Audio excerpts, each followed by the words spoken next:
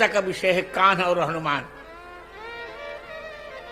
गोस्वामी जी ने हनुमान बाहुक बहुत अच्छा ग्रंथ है, तुलसीदास जी महाराज का बहुत अच्छा ग्रंथ है।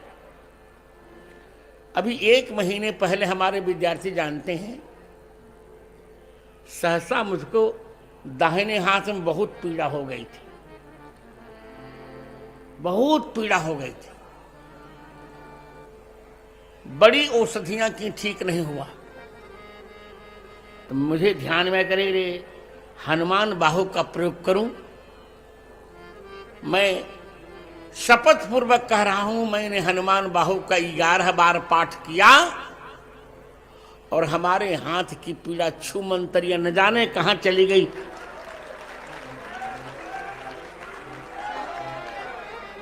तो हनुमान बाहुक का जो 25वां घनाक्षरी है, उसी पर मेरा ये व्याख्यान है। हनुमान बाहुक की 25वीं घनाक्षरी देखिए। करम कराल कंस भूमि पाल के भरोसे, बकी बक भगिनी कहूते कहां डरेगी। बड़ी विकराल बाल घातिनी न जाति कही, बाहुबल बालक छबीले छोटे छरेगी। आई है बनाई विष आप ही विचारी देखो, पाप जाई सबको गुनी के पाले पड़ेगी। आगे पूतना पिशाचिनी जो कपि कान्ह तुलसी की, बाह पीर महावीर तेरे मारे मरेगी। यहां गोस्वामी जी ने हनुमान जी को भगवान कृष्ण से उपमित किया। पूतना पिशाचिनी जो, कर्म को कंस कहा,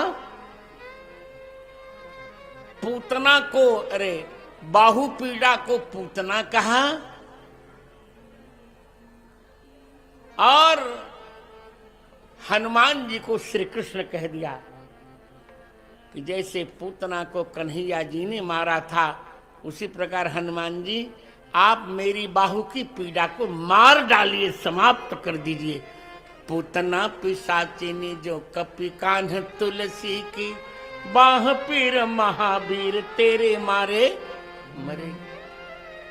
अब आइए इस पर विचार करें।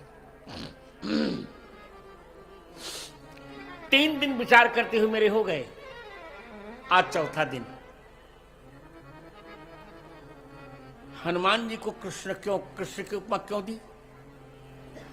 बहुत सी बातों में हनुमान जी की कृष्ण भगवान से समता देखी जाती है। पहला पक्ष हमने आपको बताया, आप लोग बताइए कन्हैया जी की कितनी माता है, आप जानते हैं कि नहीं जानते हैं? सभी लोग जानते हैं। एक पिक्चर में भी गीत आया था, कन्हैया किसको कहेगा तू मैया, है ना? एक ने तुमको जन्म दिया रे, एक ने तुमको पाला। कन्हैया की 2 माताएं हैं, कौन कौन बताइए अब आप? देवकी जी और यशोदा जी। इसी प्रकार हनुमान जी की भी 2 माताएं हैं। अरे कौन कौन? अंजना जी और सीता जी। देखो तुलना हुई कि नहीं, दोनों बराबर है ना? अंजना जी और सीता जी।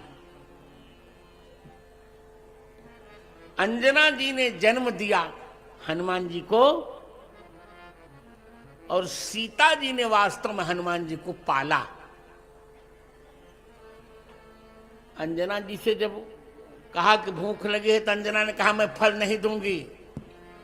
तो हनुमान जी ने सूर्य भगवान को मुंह में भर लिया।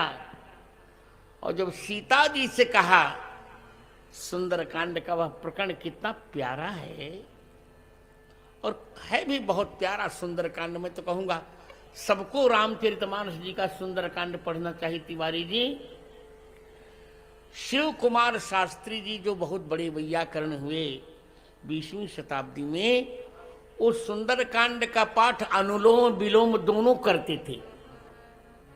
अनुलोम का अर्थ जानते हो, सीधा शांतम शाश्वतम प्रमेय मनघम गीर्वाण शांति प्रदम, यहाँ से प्रारंभ करके सकल सुमंगलदायक रघुनायक गुणगान यहाँ तक, और विलोम भी करते थे, सकल सुमंगलदायक रघुनायक गुणग्राम से लेकर शांतम शाश्वतम प्रेम मनघम तक जाते थे। इतना उसका फल हुआ कि इतना बड़ा वैयाकरण 20वीं शताब्दी में कोई नहीं हुआ।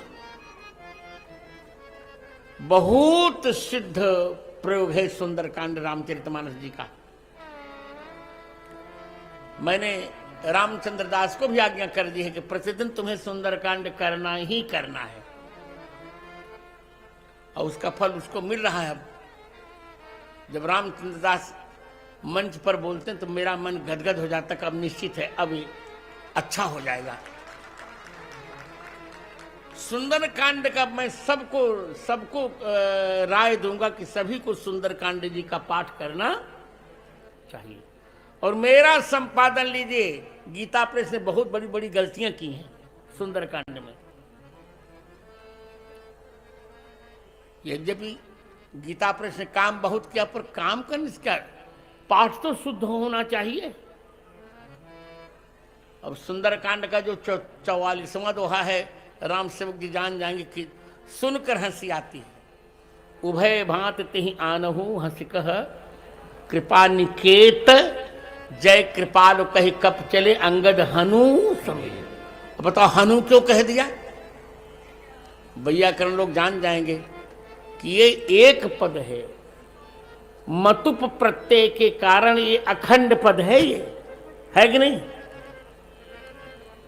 तो हनुमान है तो हनुमान को हनु क्यों? क्या हनुमान जी तुलसीदास जी महाराज के नौकर थे क्या? मैं बहुत चिंतित था इस पाठ पर कि तुलसीदास जी महाराज जैसा सिद्ध कभी ऐसी गलती नहीं कर सकता।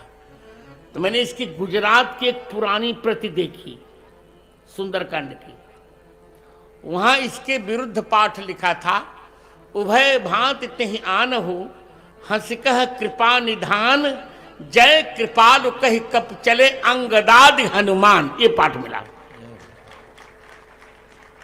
तो मुझे बहुत प्रसन्नता। ये देखो ये पाठ है, उसी को मैंने अपने पाठ में ले लिया।